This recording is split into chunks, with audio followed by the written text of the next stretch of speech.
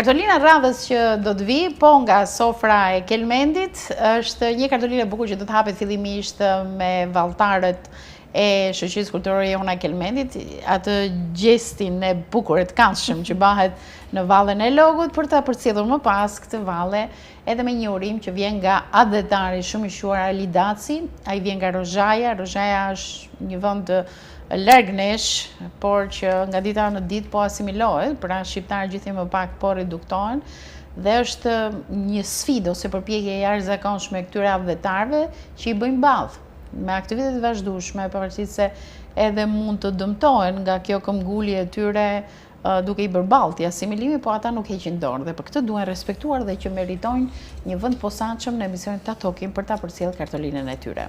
Ja ndjekim.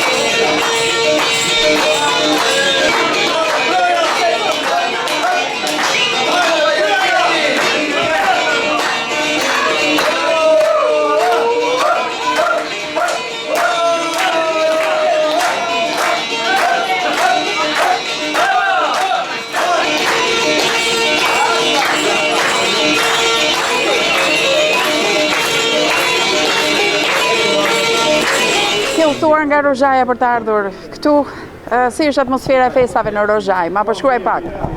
Po, Rozhaja si një zonë asimiluar shqiptare. Këto festat e fund vitit, pos vitit të rizë të tjerë nuk i kremton. Unë sot kam marrë një sënë shumë caktuam që të festojmë së bashku në sofrën e Kelmendit, që është hera parë që vinë nga Macia Rozhajës dhe Rrugova, që bashkërisht ta kalojmë këtë fest, në një fest vllaznorë, në një fest kombëtare, të them, edhe në fest të kthimit e rikthimit të malësorëve në 30 vjetat të parëve. Duke qenë se vjen nga Rozhaja dhe fjalën e parë që përdore ishte asimilimi, pra e vuani asimilimit, ndoshta dhe urimi juaj do të ishte i përqendruar në luftë kundër asimilimit, kam përshtypjen.